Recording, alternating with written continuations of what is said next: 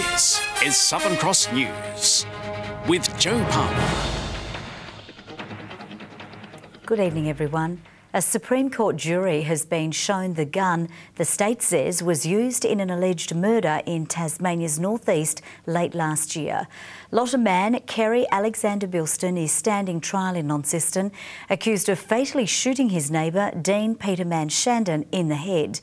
A firearms expert today telling the court the shotgun's projectile would naturally drop once it was fired. Tasmania Police Senior Constable Simon Taylor said he tested the 12-gauge shotgun numerous times following last year's fatal shooting. He told the court each time he shot a solid slug over a 30-metre distance, it would drop, with 2 test projectiles falling more than 60 metres by the time they reached their target. It's been alleged 66-year-old Lotta man Kerry Alexander Bilston murdered his neighbour Terry Peterman Shandon last October by shooting him in the head from 30 metres away using a shotgun loaded with a solid slug. Mr Bilston has pleaded not guilty to the murder charge, claiming he never intended to hit the now deceased and only wanted to fire a warning shot above his head.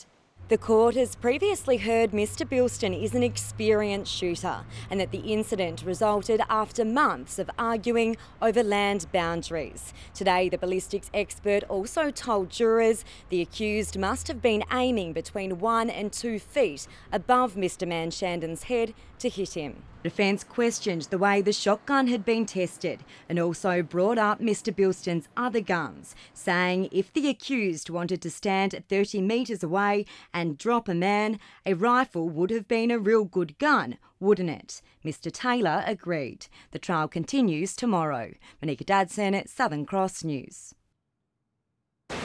The state government's extension school program is sparking debate over the effectiveness of Tasmania's college system. Top economist Saul Eslake is welcoming the rollout of senior years as a stepping stone towards phasing out colleges. But advocacy groups say the system is working well. The government's statewide Year 12 rollout promise continuing to roll, today vowing to rebuild the Sorrel School, extending the campus to years 11 and 12. It will be a K-12 learning facility, but also provision and space will be provided for the early childhood education and care sector.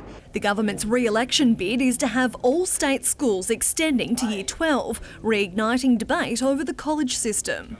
Partly as a result of the college system, Tasmania has lower retention rates than any other part of the country except the Northern Territory. That hasn't changed over the last 50 years. Saul Eslake says having senior students as role models will help retention rates. Expensive college fees are a barrier for some children, while changing teacher relationships is also highlighted as a disadvantage. The colleges themselves can be, in many cases, turned into new 7 to 12 high schools. That would be a very good future for Hobart College, for example, filling an unmet need. But Tasmania's State Schools Association believes the college system is working well, fears the rollout policy will see colleges having to compete for students. There's only so much money and there's only so many students, and the pool's not that big. Don't know how they can, how one's going to have to give. That hasn't happened. In fact, the college model has been strengthened. The partnership between our high schools and colleges have strengthened. It offers over 100 subjects. In the extender schools, currently there are sometimes a handful, 5, 10, it can't be compared. Tasso says the minister is yet to show specific figures on just how successful the extension program is. We had 533 students enrolled. Out of those 533, what was the attendance rate of those students there? And at the end of the year, did 533 students actually complete Year 12? A school extension debate no doubt set to continue. Jacqueline Robson, Southern Cross News. Well, there's renewed calls to rid poker machines from pubs and clubs, with new Anglicare research finding Glenorchy residents lost over $20 million to the machines in 1 year. The government has vowed to keep them as they are, but pressure is mounting on the opposition to show its hand. This map showing the amount of pokies in Glenorchy, reigniting the issue of the machines in the suburbs. The residential area, 15 minutes from Hobart, found to have 270 machines across 9 sites. Access to poker machines is the highest risk factor for developing an addiction.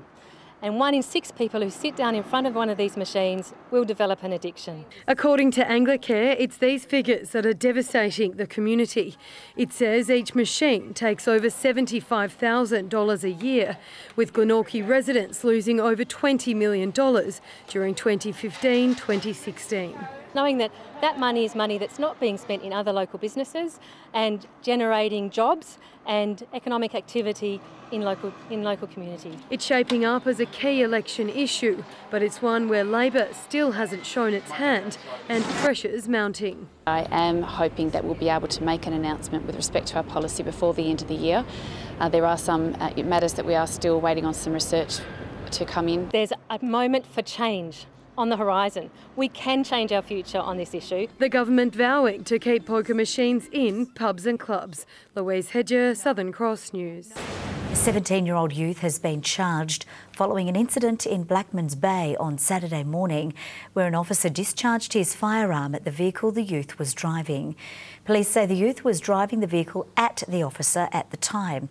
Detectives today charged him with committing an unlawful act intended to cause bodily harm, assaulting police and dangerous driving. He's also facing charges of evading police, driving whilst disqualified, motor vehicle stealing and common assault. The youth remains under police guard in the Royal Hobart Hospital and will appear in a special bedside court session shortly. 6 tourists have been left stranded after their minibus they were travelling in veered off the road and into a fence. The bus was travelling on the Midland Highway near Piranha before failing to negotiate a bend just after 2 p.m. today. While the tourists were shaken up, no one was injured. The Tasmanian Fire Service is imparting its skills and knowledge to firefighters from the Central Pacific. A decade-long partnership between the Nauruan and Tasmanian governments sees firefighters learning additional skills in how to deal with a serious emergency. A mock-up car fire with 4 Nauruan firefighters to the rescue. This crew spending 2 intensive weeks in Tasmania to learn how to respond to a range of different incidents. Car fires and structure fires and road accident. The knowledge accrued will be shared with other crews in the Pacific Island nations in an effort to increase capabilities and support other islands in the case of a disaster. Tsunamis or earthquakes, something like that, some sort of structural collapse that may happen around that region. I want to help others. They're in Tasmania as part of a decade-long partnership with Pacific Island governments. They're very well educated in firefighting anyway, but it's sort of enhanced. We've sort of given them a little bit of extra knowledge. There's a lot of opportunity that our trainer show us, open us our knowledge. Over the course of this partnership, the TFS has donated a fire truck, firefighting uniforms, hoses and training materials. The group will continue their training in how to respond to aircraft fires later this week. Louise Hedger, Southern Cross News. New firearms storage requirements have come into effect in a bid to prevent gun theft in Tasmania. The new regulations mostly relate to the thickness of steel safes and the use of alarms, making these the first storage changes since 1996. These safes can cost anywhere from $400 to $2,000. And as of today, Tasmanian gun owners must have a 2mm thick metal safe or one made of concrete. As of now, we've got a good balance in the storage of firearms. We've asked firearm owners, and they've agreed to upgrade their storage a little in exchange for a deterrent to firearm burglaries. The storage changes aim to prevent gun theft and their use in criminal activities. Senior Sergeant Luke Manhood says firearms are a highly desirable target to thieves. We're never going to prevent every firearms theft. There will still be firearms that are stolen and they'll end up in the hands of criminals. But a lot of these firearms that were being stolen, we could see that they were being stolen because storage was insufficient. But not all agree. Gun shop manager Graham Blaskett says the new regulations are pointless. It is an impost, and it's not going to achieve any difference in the outcome of misuse of firearms. He says it just means law-abiding gun owners would now have to spend more money. A little bit reluctant or hesitant in having to spend an extra $600 or $700 or $800 on complying when they already do comply. The new regulations means external hinges and thin steel safes are no longer compliant. Full details can be found on Tasmania Police Firearm Services website. Rita Risk, Southern Cross News. After a gruelling 200-kilometre walk in torrential weekend weather, Speaker of the House, Marc Shelton, has arrived back in Hobart. The member for Lyons taking on the challenge, walking from Longford to Hobart to raise money for Children's Disability Service St Giles. To be able to be part of raising $13,700 at this stage for St Giles, you know, anybody would take that any day. So we've got to go through a bit of pain to achieve that every now and again, then so be it. It means that we can do some really interesting and creative things for children with disability, just like Evan. So it allows us to kind of, I suppose, create opportunities for kids to learn and grow and develop. The money raised will go towards funding extra projects for the organisation. Now let's take a look at the day's business and finance news with thanks to Tasplan, your local super fund. The Australian share market has closed steady as regulatory risk weighed on the country's major banks and surging iron ore futures rallied the miners. The ASX 200 index has dropped by 4.2 points. Short time ago, the Australian dollar was trading at 75.98 US cents and 110.92 New Zealand cents. Hobart Hurricanes import Lauren Winfield says she's ready to put some big scores on for the side as their WBBL campaign draws nearer.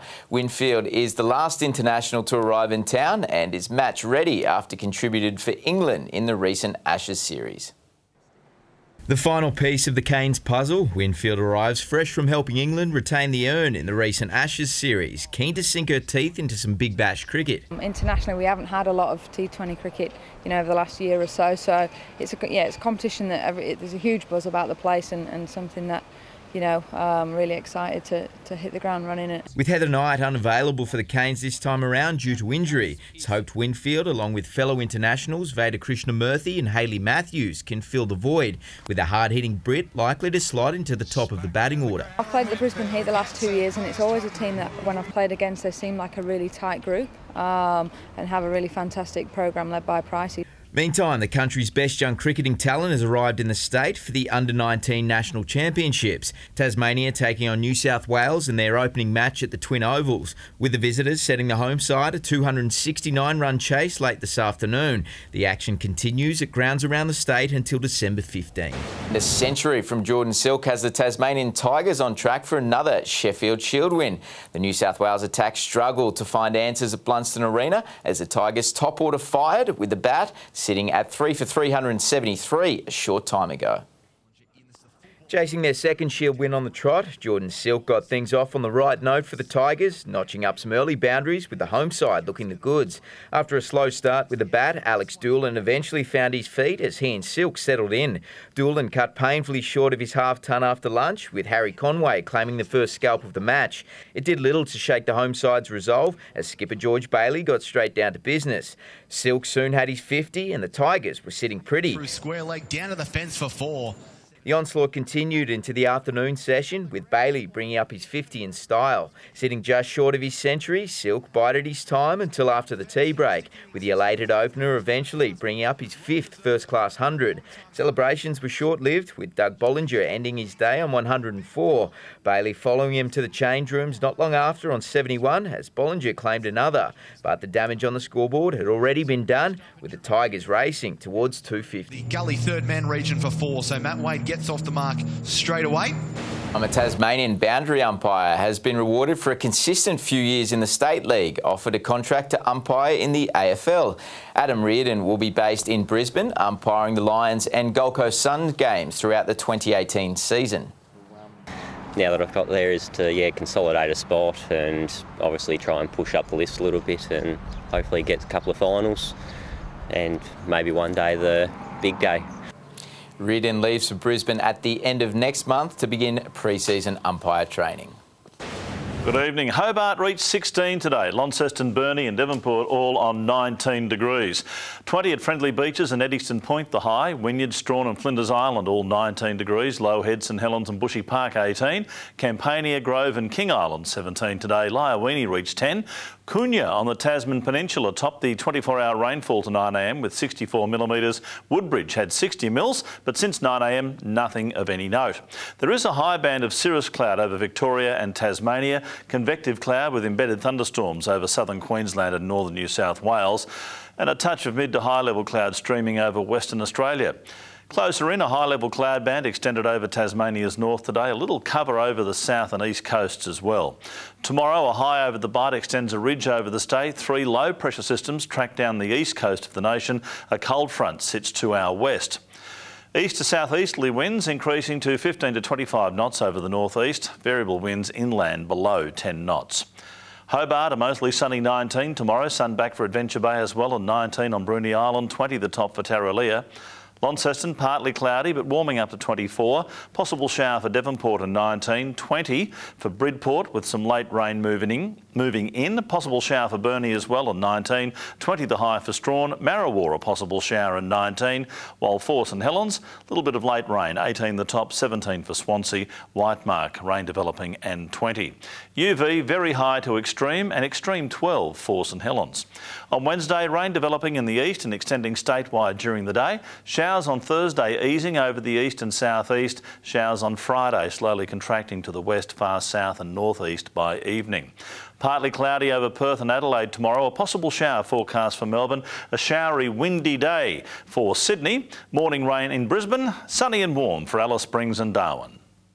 Some cloud around at the moment, 13 degrees in Hobart. Launceston partly cloudy and 18 and 16 right now in Devonport. Joe, of course, the silly season has started, but I'm refusing to be silly. I'm going to be as serious as I always am. So there. We look forward to your Christmas tie collection for 2017. Thank you very much, Merv. That's all from us for now. Have a great evening. We will, of course, see you with updates. Bye-bye.